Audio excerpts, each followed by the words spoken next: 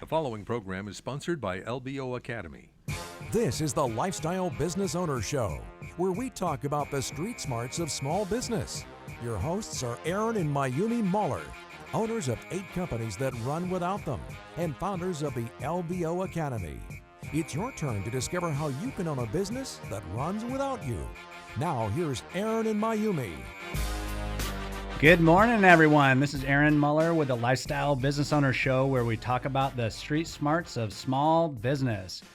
All right, so if you guys can't listen to the entire show today, go on to lboradio.com. That's lboradio.com. You can download this episode and any previous episode that we have. So that's a great place to start out. We got a special show today, I believe, just because it's based off of circumstances.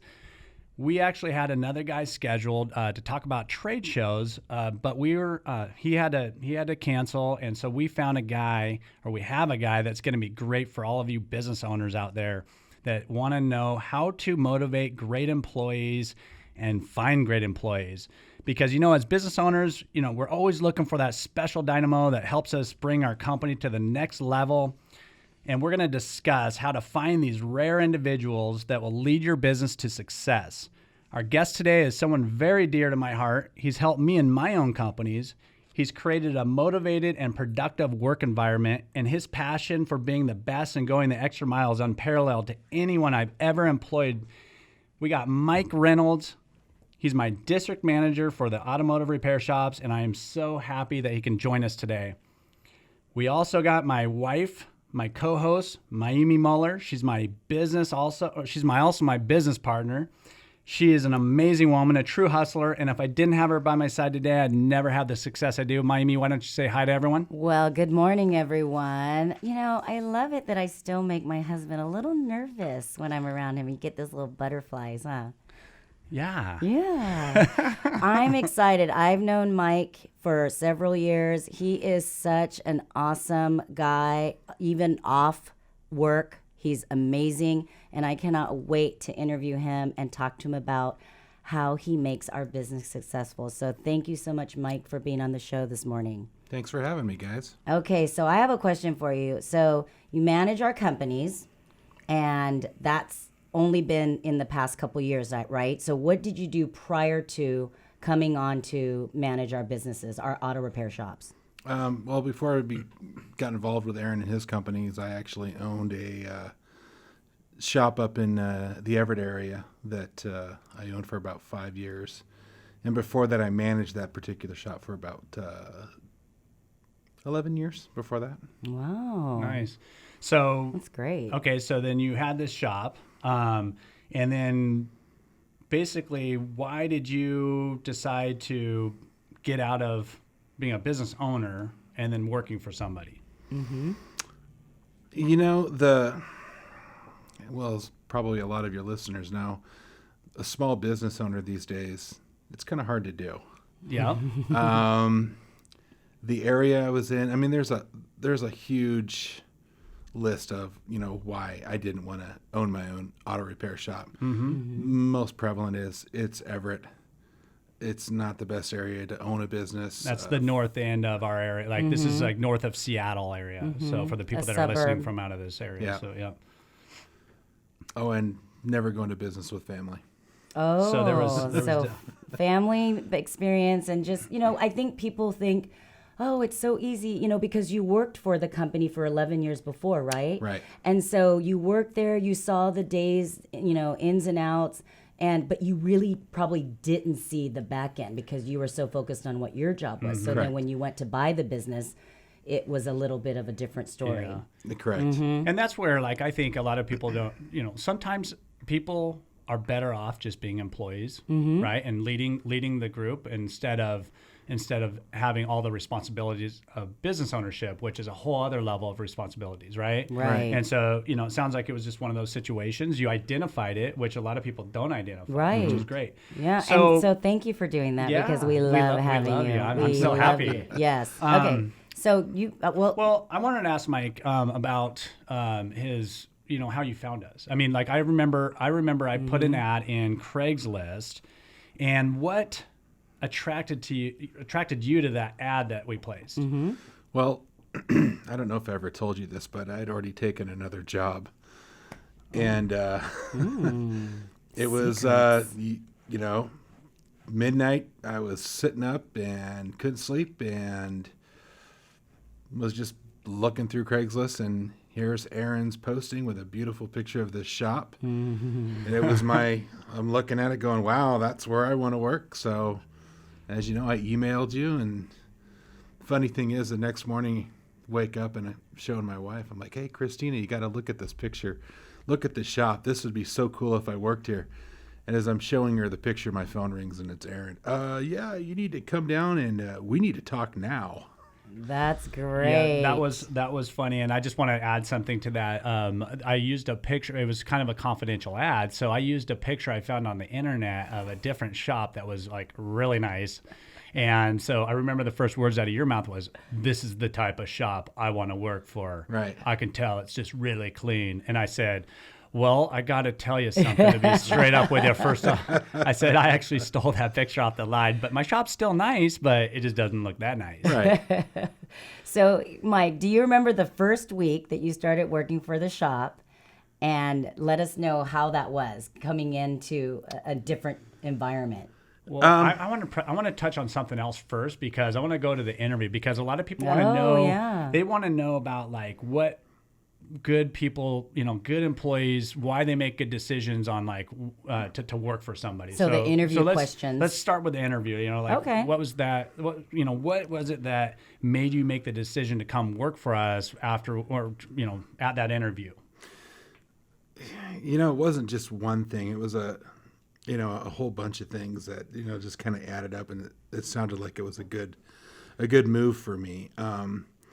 What a lot of business owners forget is that you're not interviewing a potential employee, but that potential employee is interviewing you as well. That is Absolutely. good advice. Being in the market for a few weeks, interviewing with other shop owners, what they're looking for. It's a scary proposition out there for anybody in the automotive industry. There's too many people that want to take advantage of people. Whether it's a manager, a service writer, or even a technician. They treat you like a number. They don't want to treat you like an equal. They don't want to give you the control that you need to do what you need to do to make the business run. So, right off the bat, the one thing out of your mouth was, I'm not here. I need you to run this place, and I need you to make it work. That was the number one thing. The energy that you provided, that you showed during the interview was, hey, let's get going. Let's go. And I really like that. I don't like to sit back and, let's think about this for a couple of days. And, let's go from there. So I was decisive. That actually intrigued you, made you. You just wanted to go. Yeah. You didn't want to sit back. You just wanted to. Randy Snodgrass, my mentor, I would say, always used to say, Mike, take your hands off the brake and put it on the throttle. Just open it up and let it go, and you'll find out what happens. Yep. And that's what I always ran my own business as. That's how I managed it before, and that's what I saw in you is take your hand off the throttle or take your hand off the brake and throttle up and let's roll. And Nice. I really like that. So well, I'm glad That's I great. projected that. That's You're great. welcome. So listen out there, small business owners, not only are you interviewing for the position, know that person that's sitting in front of you is interviewing you too. Exactly. It's not a sure in Nope. either way. So thanks for being a part of our team. So let's go back to the first week. How was your first week going in there and working for AA Auto Service? And me.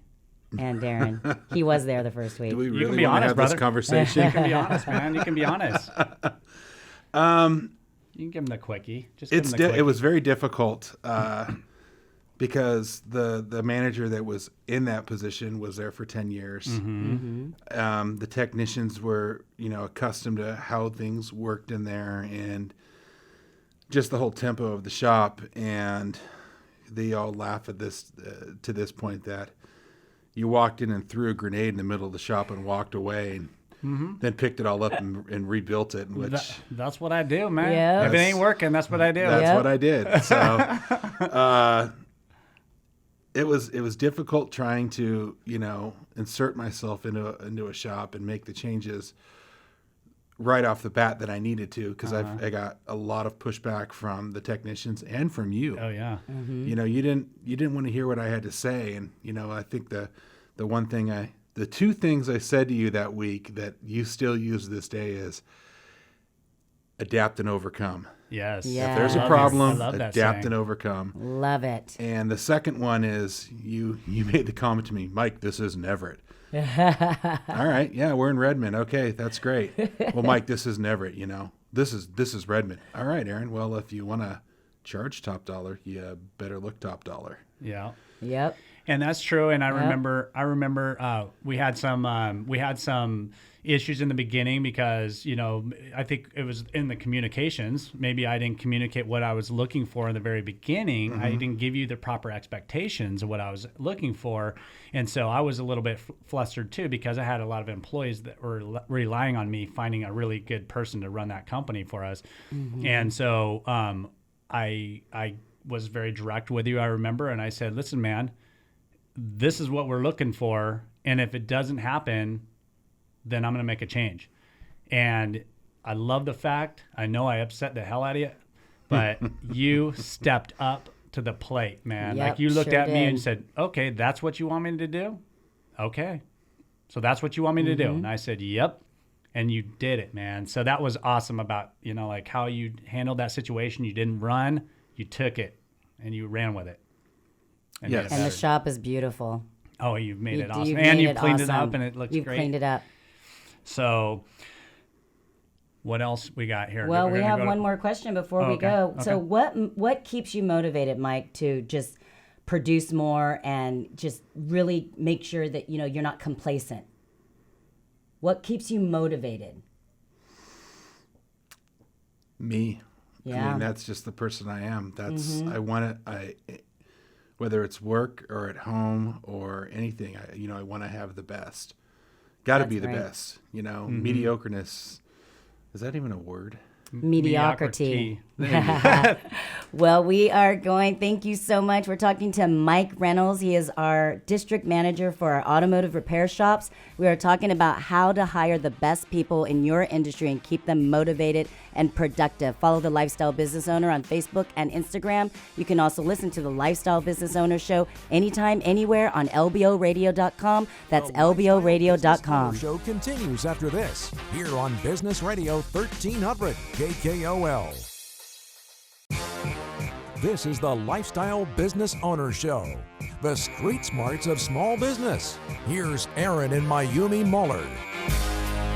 Welcome back to the Lifestyle Business Owner Show, where we talk about the street smarts of small business. Today we're talking with Mike Reynolds. He is our district manager for our automotive repair shops. We're talking about how to hire the best people in your industry and keep them motivated and productive. So in the last segment we left off, Mike was telling us that he keeps himself motivated, so he has his things that he does to keep himself motivated. So I want to ask, with that motivation, how do you motivate the team, the mechanics, and the people that work for the repair that's shop? a good question, because you've really been able to bring everybody together and work as Yeah. a team where we didn't always have that in that Right. company. So Then one thing is just listen to your people. Listen That's to, good. and they're not my employees; they're my teammates. That's One thing good. I always tell Aaron when he'd walk in and say, "Wow, that was a great week or a great month," and I was like, it's not me; it's the team. Yep. It's everybody working together. There's So- no I in team, huh? Not in this language, but I'm sure in some other one there is. Just listen to your people. They're going to tell you what they need to succeed. And if you're that I'm not really good with these big words today. That's it's okay. Neither am if, I. If you're the dictator that sits at the top and Yes. just scowls down at everybody and tells them how to do their job, and you're going to tick them off. They're Yep. not going to be happy. They're not going to be as productive. But if you sit there and, they come to you and say, "Hey, Mike, I really need this," or "Hey, Aaron, I really need this, and here's why," you come together as a team, you listen to them, you get them what they need. All of a sudden, their productivity starts creeping up. Exactly. And so, talking about what motivates you, right? And you said just I'm motivated, right? I mean, is there things that I do that help keep you motivated? And one thing that I've recognized about you and I love about you, and this is what makes you so exceptional, you run our company like it's yours, like it's your business. You don't It even, is mine. Well, and I love Yeah. that. The fact that you have that already mindset is beautiful, and that's why it's so successful. Well, So when there's- yeah, go when you ahead. hired me, I mean, that's what you wanted. Remember that conversation we had? You really want this? Is that what you really want? Oh goodness, more secrets. More secrets. When you hire somebody to do a job, whether it's, washing cars, changing oil, sweeping up the shop, or running, one shop or helping you run all your shops, it's a job. So, my grandfather, my uncles, my grandfather, even my wife, they expect you to perform at the top of your level. Because if you are, then you're giving 100%. If you're giving 100%, then you're going to get 100% back. Yeah, I wish everyone thought Absolutely. like that. That is so true. So what do you find to be the biggest challenges with being a manager and managing the crew, managing the team? And how do you handle the situations? I know that you listen. What if there's a situation where you can't really provide something because you've listened and it might not, be in left field right now? What do you do to, as far as like manage Well, first off, I want to know what the biggest challenges that he has. Yeah. What are the biggest challenges that you have? Right now, at Just in management, just in general, like what is your biggest challenge that you deal with as a manager? finding quality employees. Yeah, but I'm talking about once you found a good employee, like and just managing people in general. Keeping them happy, Yeah. So how do you do that then? Well, I know he I listens. listen. Yes. I talk to my crew. Okay. I keep them involved. And I never come in like, well, I'm the boss. You got to listen to me. Well, what I I have know fun from with you, them. I like that, you are a cheerleader. I listen to you with the guys, and you're a really good cheerleader, motivator. I think that at least from my perspective, I've seen you kind of give them challenges, right, to kind of think outside of themselves, kind of give them a different perspective and motivate them to do that. And I like that. I think that you're a good cheerleader. You're there. He's a good on them. cheerleader, but one thing that I've seen, I was just thinking about this, you really care about people. He does. Yep. You You like do. you care about their feelings and things that are going on with their family. Yep, and- their private life. Yeah, you don't you don't take it like it's such a business, and I like that, and that's why I think you do so well. So, let me ask you this. I mean, this is something that I really love about you also, but I have to admit I kind of hate it too. Oh boy.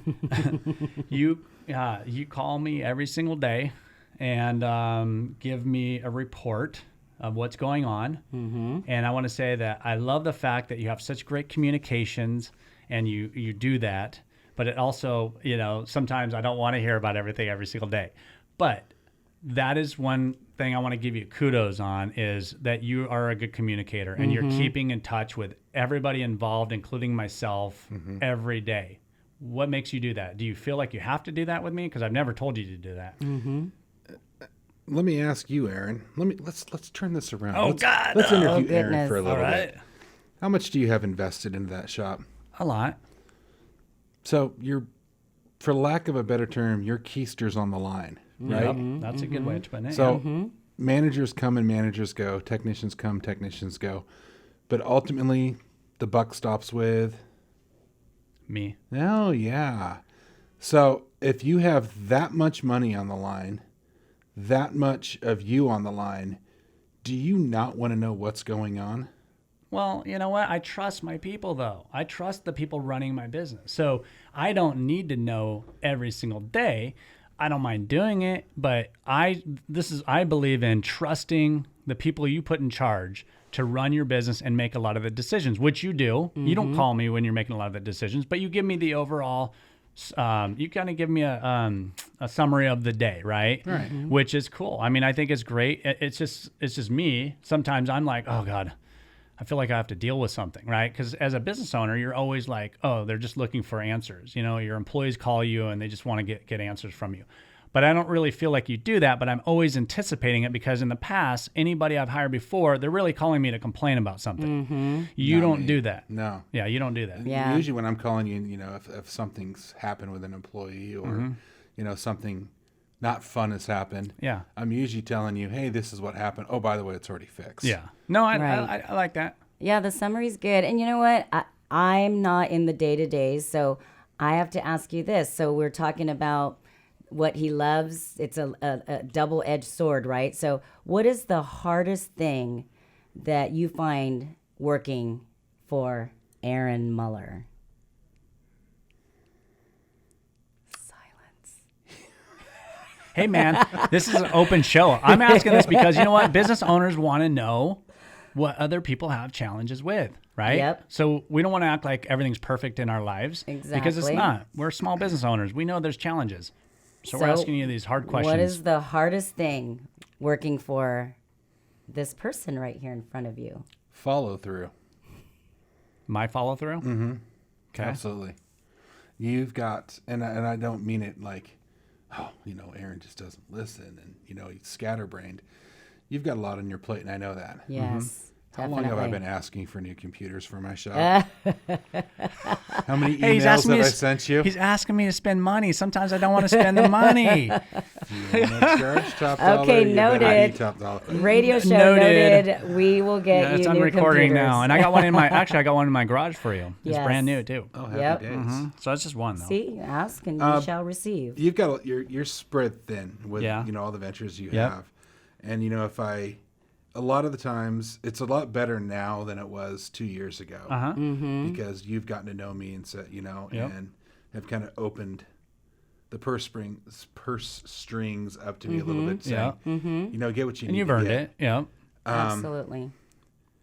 But at the beginning, it was just the follow through. It was just like, hey, I need this. I need this to do this job. And Just like there I is earlier with my technicians, you got to listen to your techs. Yeah. There is a courting process, and There Aaron's is. a strong personality.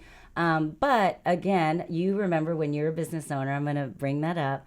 And when employees are asking for this, and this, again, you have to think about the money. And business owners, I think a lot of times are a little bit more hesitant in the beginning to just, Yeah. start writing checks to buy things. But you were great at communicating, and everything that you had gotten to get the shop to the level that we are at now is because you were patient with Yeah. Aaron and vice you, versa. And you constantly communicated, and so I always felt confident Yep. if I have to spend the money. I This just want to make man it clear, I'm always not calling you communicates. every day anymore. Oh gosh, Oh God. Yes, you he's will. such an F. I'll text you. We'll talk about that. So let's talk about handling situations with an employee that aren't getting better. And how many chances do you give an employee Yeah. before you have to just let them go? There's a rule to there's an exception to every rule. Some employees that aren't as vital to a situation, that aren't doing their job,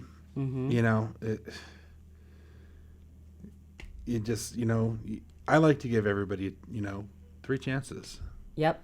and in that third chance, if you're still not doing it and you're not vital to my operation, you're done. I think 3 so, chances yeah, is three-strike good. rule's always 3-strike good. rule. I mean, there's a reason why they call it that. And you communicate with them and Right. everything. So Technicians are notoriously prima donnas. And if any of my guys are listening to this, I will deny I said that. That was a voiceover. Oh, thank you. You just, each situation when it arises, you just have to deal with it accordingly. yeah. Some Yep. people just, they don't get one chance, one chance, and Yeah. you got to, That's fair. I've got to run a business Absolutely. So how do you handle conflict? by taking control, because ultimately it's my responsibility. That's good. I am the boss. That's the totalitarian part of my job Yep. is I'm in control. Whether Yep. you like it or not, I'm in charge. Awesome. Gosh, thank you so much, Mike, for being on the show today. We're going to get you that new computer. You can call Mike anytime if you want to have any of your vehicles fixed, or if you're having trouble with them, go to AA Auto Service Center. And the phone number is 425-558-1092. That's 425-558-1092. Here at the Lifestyle Business Owner Academy, we're not rendering financial or legal advice. We're not telling you how you should run your business or spend your money. We're simply telling you what we're doing personally. When we come back, we're going to start our LBO segment. This is where you have an opportunity to get to know us, and we will discuss how to buy a business, grow your profits, and make it run without you. Make sure you follow us on the Lifestyle Business Owner on Facebook and Instagram. You can also listen to the Lifestyle Business Owner Show anytime, anywhere on lboradio.com. That's lboradio.com.